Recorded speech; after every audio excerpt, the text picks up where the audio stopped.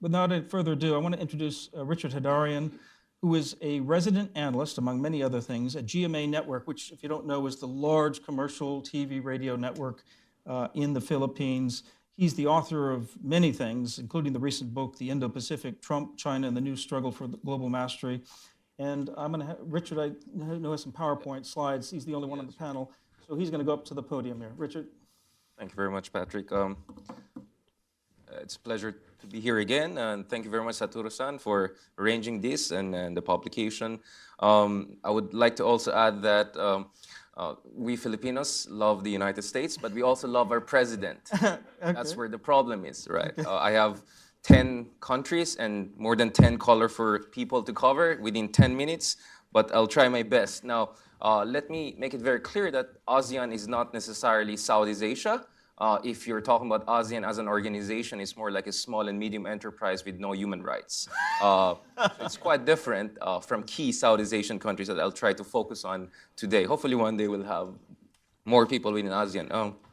I left my clicker. You got me excited too much, Patrick. Okay.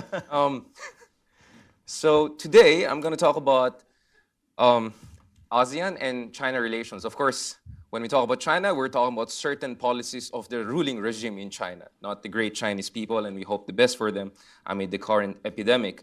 I think if you want to understand how specific countries in Southeast Asia or across the Indo-Pacific are dealing with China, I think the Kubler-Ross grief cycle is very important.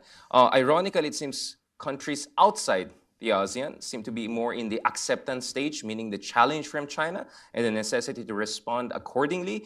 While when we talk about Southeast Asian countries, I think we fall within the spectrum between bargaining, literally in the case of Malaysia, when Prime Minister Mahathir was trying to renegotiate deals with China. And in the case of the Philippines, we're somewhere between denial on the part of the president and anger on the part of people. So it seems even internally, there are some diversities there. Now, the fact of the matter is that the situation has been considerably worse in the South China Sea over the past few years. If you look at the militarization that is happening there, it's no longer just reclamation. You have the deployment of surface-to-air missiles and all sorts of different military equipment, so much so that Admiral Davidson properly talks about the Great Wall of SAMs, surface-to-air missiles, not only Great Wall of SANS in terms of reclamation activities. And it's also worrying for us to see that China now is brazenly and openly treating the Coast Guard of China as part of the PLA Navy. So we no longer have this kind of blurring or distinction between Great Hall and White Hall. And more worryingly, in recent times, we are also seeing what I call the militiaization of the disputes, whereby China is more aggressively using militia forces to harass the supply lines of other countries, and in some cases, even engage in aggressive actions against the vessels of other countries, as we saw in the case of the Philippines last June. The good thing is that there is an element of pushback because there's an element of acceptance of the strategic threat that is posed by China's policy, specifically in the South China Sea. In the case of Trump administration, we see more regularized freedom of navigation operations in ways that we didn't see before. They're more flexible, they're more aggressive. They're also expanded in scope, covering new geographic areas like the Scarborough Shoal, which was not covered in the past, and of course that's very important to us. We see our European friends also joining the fray, not exactly in the same way. They're not exactly conducting freedom of navigation operations, but they're conducting at least some sort of strategic presence in the area that sends the right signal to China that this is not just about US and China competition. This is about the concerns of international community, about certain actions of China that are not in consonance with international law. I think that's where the European presence in the area is extremely important. Our Australian friends have been also doing their things, among other things. I'm sure the next speaker will talk about it. India, Japan, among others. Now, the fact of the matter, though, is when it comes to ASEAN, specifically certain countries within ASEAN, like the Philippines, I'm no longer even sure we're still a US ally or whether how like-minded we are. But what's very clear is that under President Duterte, we see a significant recalibration of the Philippine foreign policy. And that is a concatenation of multiple factors, including President Duterte's campaign, his landslide electoral victory, even though during his election, he was not only questioning the Philippines' liberal democratic institutions and values, he was also questioning the Philippine alliance with America. So when he won that election handily, he felt vindicated. He felt that the Filipino people will stand by him if he wants to change the foreign policy of the country. The second is the authoritarianization or colonization of multiple branches of the government. We increasingly see that over the past few years that President Duterte is facing less and less resistance and more compliance from different branches of the state, and increasingly even outside the state mechanisms itself. Third, under the Obama administration in particular, we saw a lot of strategic ambiguity. In fact, we saw ambiguity, not much of strategy. This was very clear during the Scarborough Shoal crisis, when there was a sense that we were abandoned by America. And even just right after the arbitration award came out in July 12 of 2016, it was not very encouraging to see President Obama sending Susan Rice, not to Manila, but to Beijing. And it looked like the US was trying to appease China as if they were the aggrieved party, not the Philippines, which was actually able to prove that China was an outlaw in the South China Sea. At the same time, we saw that Chinese were more effective in making their bargain with the Philippines clear. If you go for a soft landing, you don't assert your rights, we're going to be nice to you, not conduct aggressive actions within your waters, and offer you economic deals. And lastly, this is very important, we see a very brazen personalization of Philippine foreign policy. It might sound familiar to you guys. We see words like I, me, and myself a lot as essentially the raison d'etat of the Philippines. And if you look at the latest decision of the Philippines, of course, I'll talk about that very quickly. Well, just to go to the details, I don't have much time. The fact of the matter is that under President Duterte, while the Philippine-US alliance has been there and the Visiting Forces Agreement was operational not until long ago, he actually also played certain breaks or certain blockages in terms of operationalization of the alliance. For instance, there were two important bases, Basa Air Base, which is close to Scarborough Shoal, and Antonio Bautista Air Base, which is close to Spratly Group of Islands. Under the Enhanced Defense Cooperation Agreement of 2014, the U.S. was supposed to preposition weapons and equipments there as some sort of deterrence against further Chinese encroachment, and yet President Duterte nixed that ability by the Americans, and that significantly hampered the cooperation of two countries to keep China in check. The other worrying thing was also what I call mayor's diplomacy. While China was not very successful in terms of having defense cooperation with the armed forces of the Philippines, which retains good relationship with the United States, at least until recently, China was able to gain more and more military access in Davao, which is where President Duterte comes in. So there was some sort of a backdoor military diplomacy going on, including this unprecedented and increasing access and presence of Chinese aircraft and vessels in Davao Port and Davao facilities. Nonetheless, the Philippine military tried its best to keep the alliance together, including the return of war games, Balikatan exercises, and their expansion in the South China Sea, including expansion of joint military activities. In fact, last year we had 280 with America, the highest among any American Indo-Pacific partner, and this year we plan to have 318 of them. Nonetheless, of course, in light of festering human rights disputes between the United States and the Philippines, particularly the imposition of travel ban against some of the top officials and inner circles of President Duterte, he first threatened to get rid of VFA.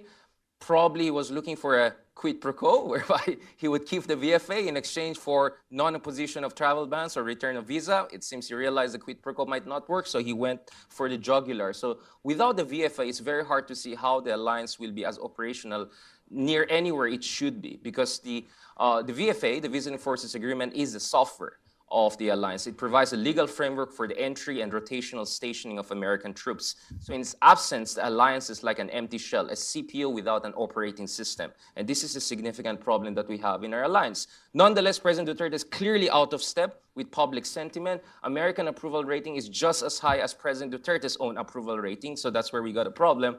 While China's approval rating, the latest one, is close actually to negative 33, so you got 100 points difference between the two. When you look at surveys of people, what they want the government to do in the South China Sea, many of them, actually 9 out of 10 Filipinos, want the government to take a stronger stance. Nonetheless, President Duterte can get away with what he wants because more and more Filipinos are also practical. They pragmatically welcome engagement over confrontation with China. And this explains why President Duterte can get away with what he's doing, because the public also is embracing some elements of his pragmatic approach, or quote unquote.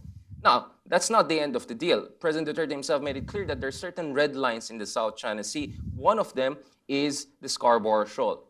In my opinion, if China reclaims or militarizes the Scarborough Shoal to take advantage of the VFA vacuum right now, that could force Duterte's hands. And if not Duterte, certain people within the military and the defense establishment. So it remains to be seen how China will exploit the current gap in U.S.-Philippine alliance. Now, the situation is not really depressing if you look at the bigger picture, you zoom out from the Philippines, because if you look at the case of Malaysia, for instance, under Prime Minister Mahathir, for 6 months you saw very aggressive pushback on the issue of Chinese infrastructure investment. You had 4 months of Prime Minister Mahathir recalibrating and saying things nice about China, and then boom, last December we saw surprise.